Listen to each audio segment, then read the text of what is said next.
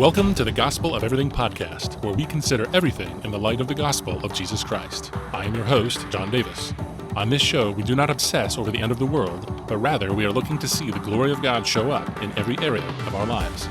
We are not waiting to go down in glorious defeat. We are expecting to win. Good day to you, and welcome to the Gospel of Everything podcast. I am John Davis, your host and talker-in-chief. I look forward to sharing some things to you today that hopefully will change and empower your life. The Gospel of Everything podcast is where you and me together consider all of life in the light of the gospel of Jesus Christ. Here in this place, I am looking to inspire, connect with, and mobilize you, my fellow victorious kingdom ambassador. What is that? What is a victorious kingdom ambassador? It's someone who is not looking obsessively for the end of the world, but rather is looking to bring God's kingdom into the world right now, more and more, both now and in eternity. It is someone who is not looking to change the world by humanistic, man-made ideas, but rather by embracing God's revelation and everything that flows from that.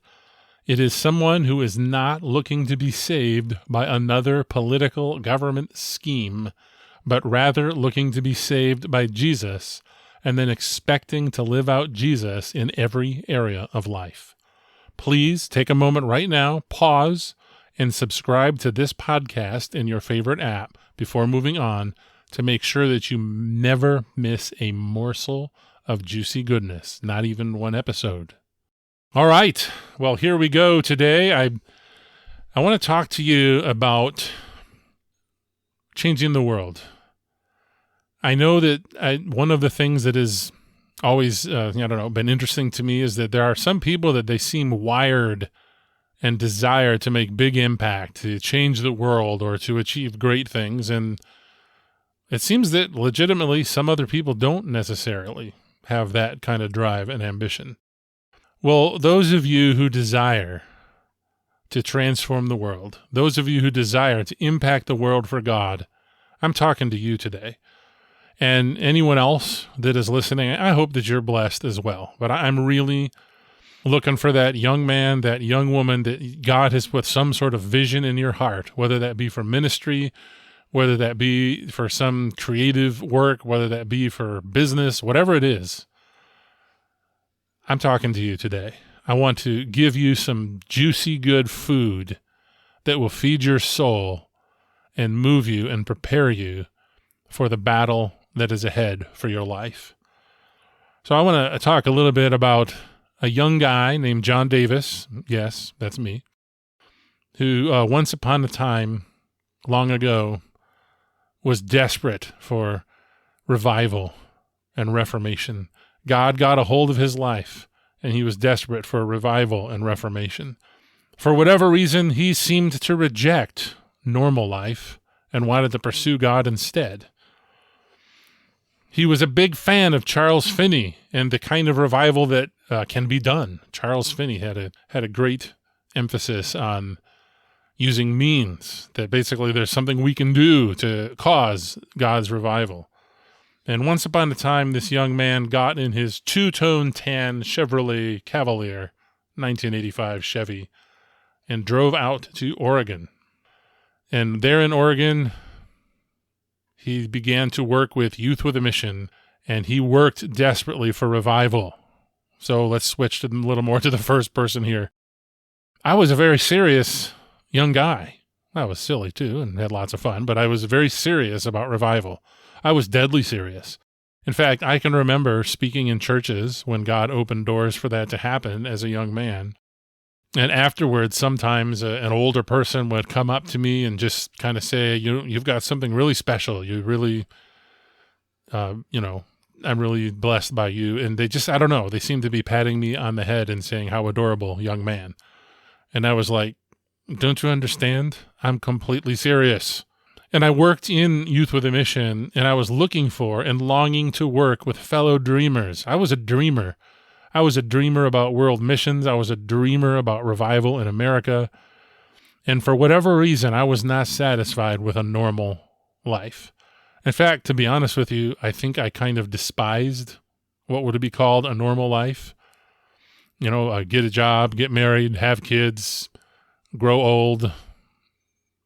That kind of, just, I don't know. I despised it, or I didn't want it. As I worked for revival, really trying to do it, I read all of Charles Finney's Revivals of Religion. And I said, I'm going to go do this. I'm going to bring a revival in America. I highly emphasized prayer and worship and inner revival and the kind of dynamics of revival that can happen in a room, happen in four walls. And I had a high emphasis, probably because I was in a missions organization, on going to missions. It was also a big part of my story and my calling. And here I am, a little bit older now. I still believe in those things. But I made a big mistake. I started to study the whole Bible. I started to read through the whole Bible. And while reading through the whole Bible, I was looking at the world and noticing how the world really is and how it really works, and how a lot of the things in the Bible apply to that. And that some of the things in the world are not, they may be contaminated by the fallen nature of man, but they are not in and of themselves fallen, but they are actually part of design. Some of the ways that the world really works that I was despising as a young man are actually the way God designed the world to work. I believe I spent much of my young life missing some key ingredients towards achieving what I was trying to achieve. And I suppose that's kind of normal, right? You go out with zeal as a young person and you learn. You learn, and then later on you realize what you were lacking, and hopefully you become better. I hope to be like Caleb and Joshua and still ready to do my part in taking the promised land all the way up to my dying day. But I remember an encounter I had with my dad before I went to Youth with a Mission. So this would have been, I think it was 93. I think it wasn't when I went out to do my school. I think it was when I went to go on do another school and go on staff. And I was trying to, my dad was not a believer at that time, or at least he wasn't living out any sort of Christian faith. And I was trying to practice, honor your father and mother. And I was taught that you should do that whether they're Christian or not. So I was out trying to honor my father, and I told him what my plans were to go and pursue missions with Youth with a Mission. And I asked him for his input and his advice and his blessing. And he basically told me, whatever makes you happy. I'm for whatever makes you happy. And at the time, I thought that was great, because when I got out to the mission field and working in missions, I met a lot of people whose families did not approve of what they were doing, who thought, how are you ever going to make a living? How are you ever going to, take care of yourself? And I always thought, wow, yeah, but my dad was awesome. He told me to do whatever made me happy. And I always thought that was a good thing. And it wasn't until years later when I was sorting through the mess of my life, and I was actually sitting down getting some counsel from a wise man. And I told him about what my dad had said and how that was a good thing. And he said, "Are you sure that was a good thing?" And he asked me some questions and said some things to me that really made me think. And I've been evaluating that ever since. And I have no criticism for my dad. He was living out what he knew to the best of his ability. And when he eventually gave his life to Christ, there was a lot of redemption that happened and a lot of good things that happened. But with hindsight, and I don't really say this so much with regret, but I want to learn. I want to pass on to you, the next generation of world changers, some wisdom. So you who have zeal and you who have desire to impact the world through ministry, through business, you're one of those people that you want to be a high impact person. You really want to do something with your life. I would say, from what I've learned since then, that my dad missed a great opportunity there. He missed an opportunity to ask me, what is your long-term financial plan? What is your long-term plan for your health, for your whole life? What are you doing to prepare to be a husband, to be married? What are you doing to prepare to take on your responsibility as the firstborn to care for your mother and, by implication, your father in old age? Now, I'm imagining, one of the ways I learn is by imagining what should be. So I don't say that with regret or any condemnation towards my father. And I've often contemplated, well, what if he would have said something to me like this? Would I have listened? Young John, who despised normal life. One of our slogans in Youth with a Mission was "ruined for the ordinary." And there's a good side to that, but I think there's another side that maybe isn't so good. So would I have listened if he had taken that opportunity? I don't know. But with hindsight, that was a missed opportunity for me as a young man to be discipled and equipped and prepared for the long run. So I want to give to you some things that will disciple and equip you for the long run. So let's talk about it. If you are a high achiever or someone who seeks to excel in life or someone who has a calling to do something great in ministry or whatever it is, what does it really take to change the world? So I just want to talk about some things. These are some things I wish someone had been able to persuade me and prepare me for when I was younger. To be prepared financially to be effective long-term in ministry. Things like saving up for a rainy day, things like doing a good job of building relationships and networks that would be able to finance the ministry. Because if you're going to be in ministry full-time, you either have to be part-time in ministry and also have some sort of other means of income, or you have to find a way to get income from people that believe in what you're doing, right? Then this is actually the way God has appointed it to be done. But I wish I would have been given some information, better information of how to prepare financially and also for old age and health and buying a house someday. And here's a big one, to be prepared for marriage. I did receive some good things in my various forms of training and upbringing, both from my family and from teaching in youth group and church about marriage, but I wish I would have been discipled more aggressively and directly in practical preparation for marriage, including financial preparation. I wish I would have had better teaching, training, example, help in preparing my health, taking care of my body.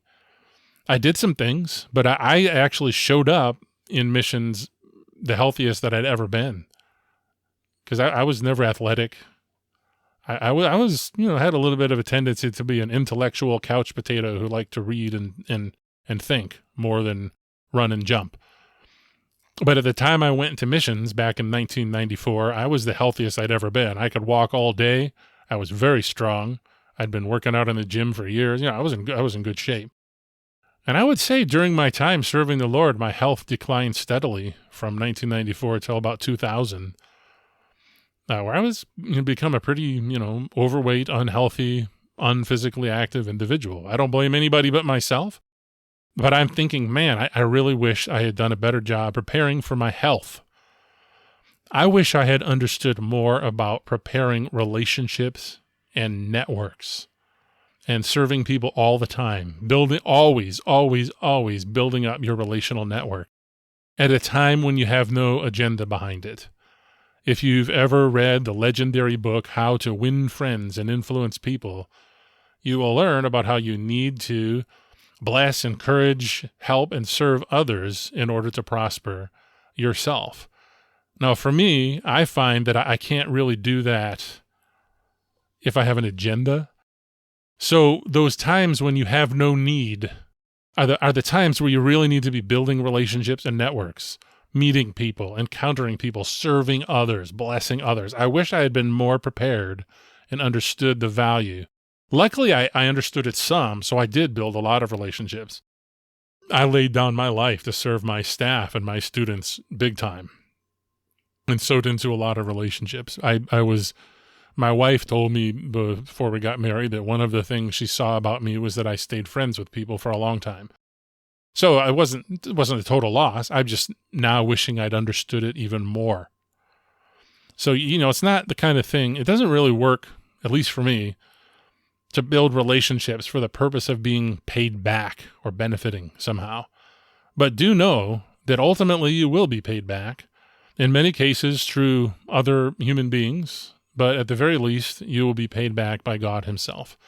One of the things I've learned as I've gotten older is the incredible importance and value of relationship, not living in isolation. Knowing others, serving others, working with others, listening to and helping the vision of others, not just yourself. One thing I did some of, but I don't know, could have done more of, is developing a strong inner life.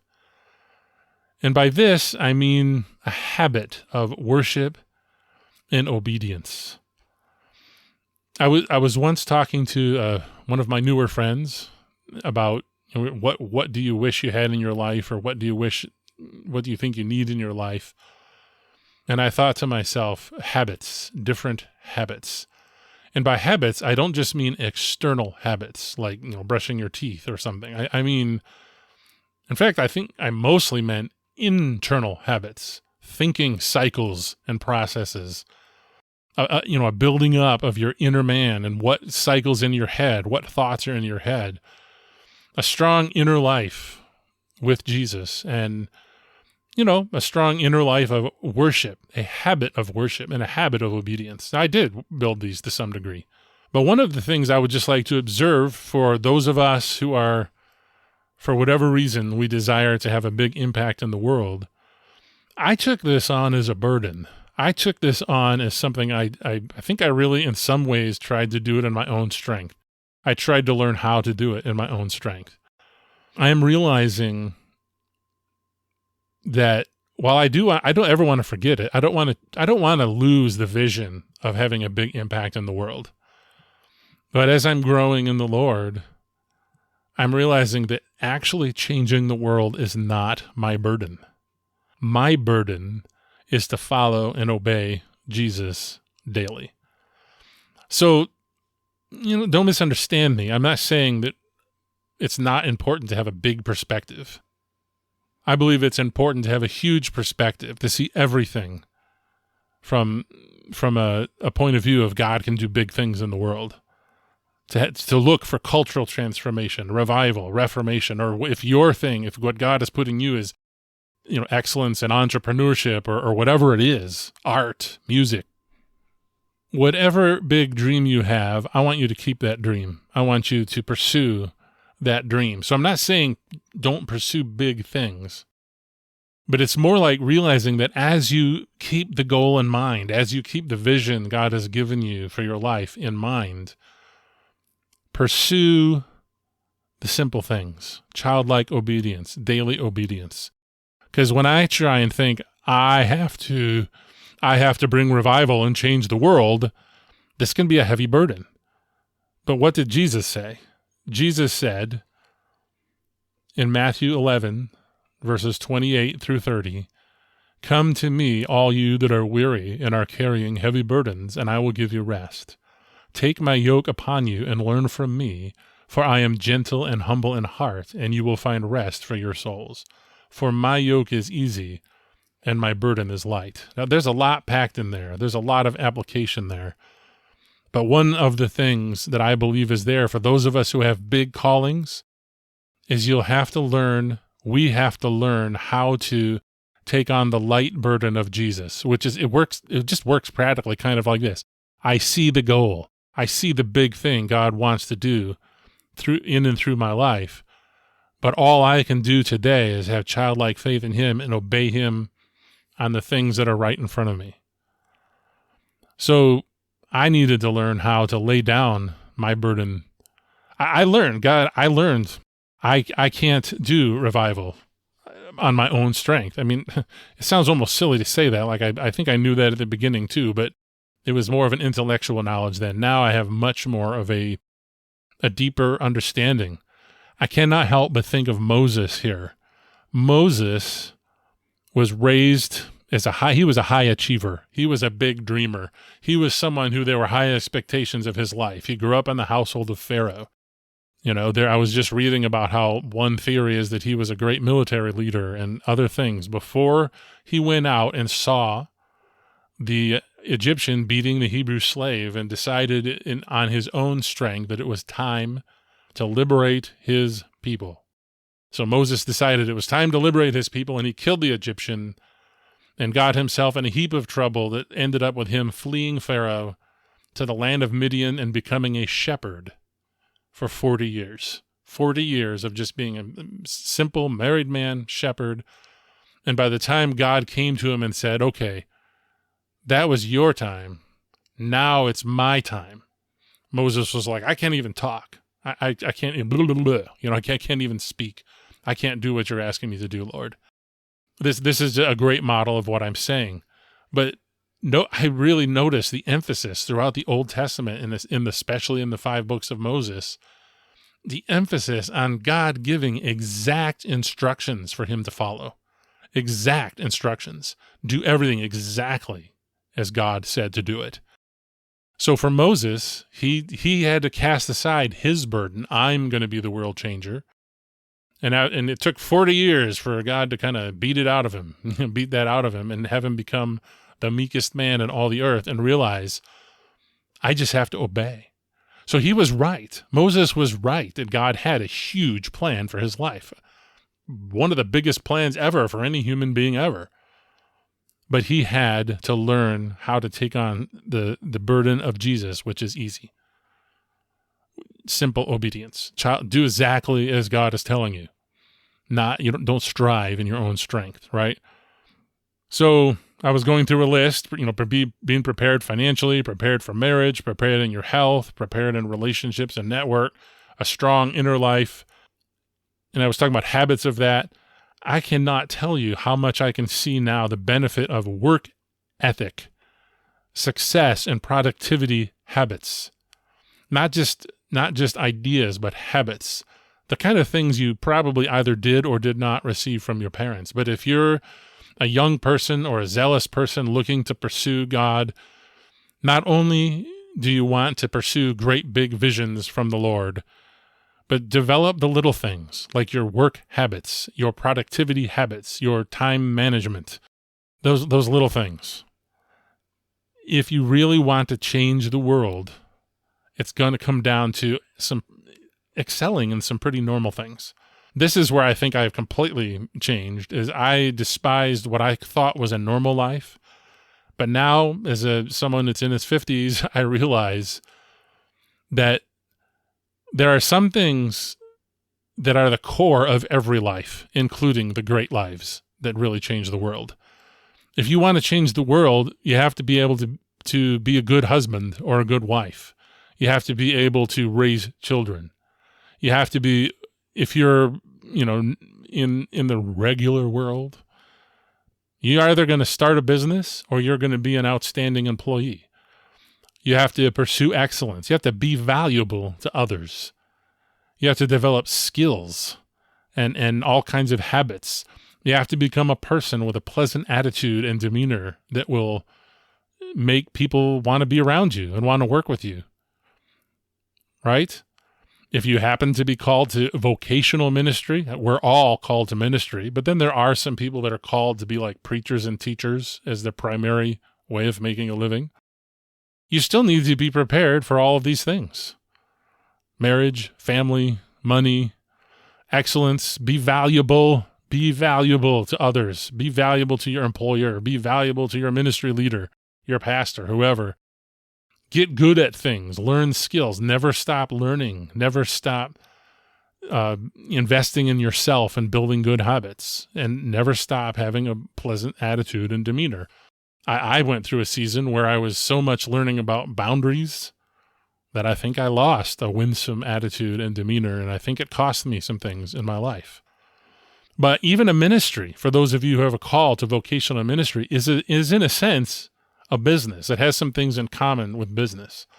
Maybe it lacks the financial profit motive, but you know what? It still takes money. I want you to notice a couple of ways of God's provision. The Israelites had the time in the desert where provision came from manna falling from the sky and quail, flying out of the sky and slamming into rocks. Miraculous provision. Moses striking to rocks and water flowing out, and miraculous provision of water. This is a very real part of ministry or life. But I feel like as Christians, we have elevated this kind of a thing, I don't know, too high. We've elevated it to be bigger than it is, because that's not the only way God provides. As soon as the children of Israel entered the promised land, the season of manna and quail and water coming out of rocks was over, and now it was time to till the ground, manage the house, be a steward of God's creation, and receive an abundance from the fruit of the ground. Your life will be this way. There will be seasons where there's miraculous provision and God does amazing things, and maybe you step out in faith. If you start a business, you have to step out in faith and take financial risk. If you're called to missions, you have to step out in faith and take the financial risk. We don't know how God's going to do the future. But having said all that, it still takes money, and you're going to have to learn practical things about how money works, even if you're in ministry, right? And one of the things I would say is even if you're in ministry, you have a duty to honor your parents, including caring for them in their old age. Do you remember the part where Jesus is confronting the teachers of the law and the wicked teachings that they had in Mark chapter 7, verses 11 through 13? But you say that if anyone tells father or mother, whatever support you might have had from me is Corban, that is, an offering to God, then you no longer permit doing anything for a father or mother, thus making void the word of God through your tradition that you have handed on, and you do many things like this.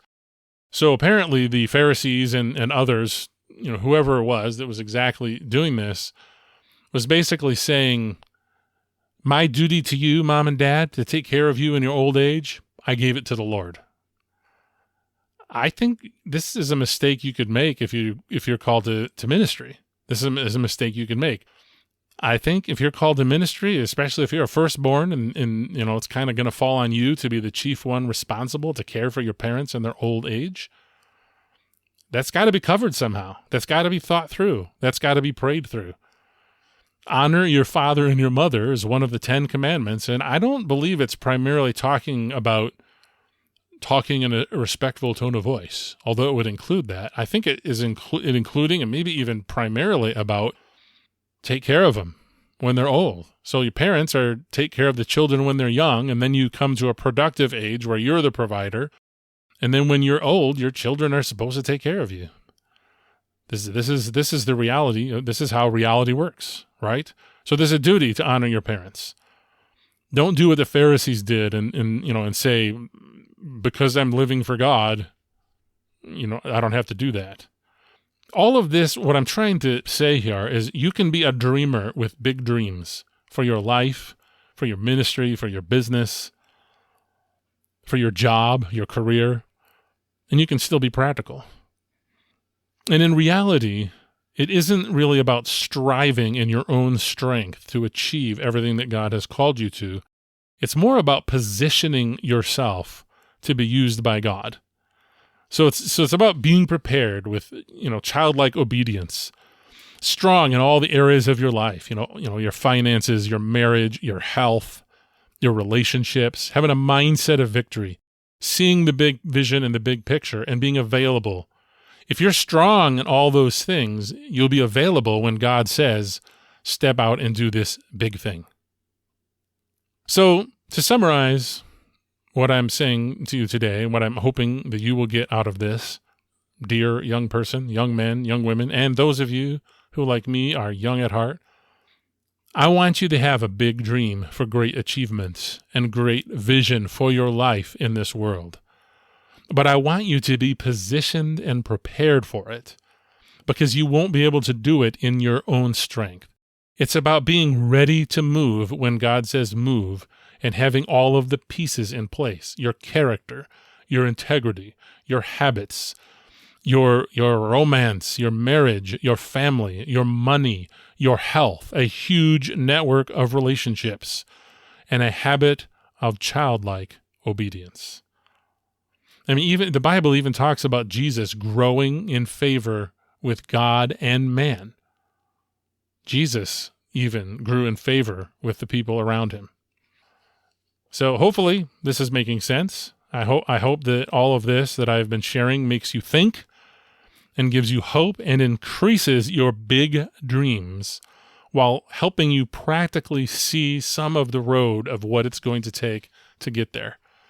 I do so much appreciate you taking the time to listen to this episode today. If you haven't already done so, please take a moment to subscribe to this podcast in your favorite app. You've got to do it. Or you can even go to my website, gospelofeverything.com, and subscribe to get updated by email so that you don't miss even one small bit of delicious goodness. If you'd like to give me feedback, you can contact me at gospelofeverything.com/contact. If you want to tell the world how awesome this podcast is, you can do that on your favorite platform by visiting ratethispodcast.com/gospelofeverything. Thank you so much, and I look forward to talking to you again in the next episode. John Davis and the Gospel of Everything podcast, signing off. Thank you, friend, for taking your valuable time to listen to the Gospel of Everything podcast today. I hope you have been blessed and encouraged and have more hope for the future. Make sure right now to take a moment to subscribe in your favorite app. If you don't ever want to miss a thing, please visit gospelofeverything.com and subscribe to be notified by email as well. See you again next week for the next episode of the Gospel of Everything podcast. Be blessed.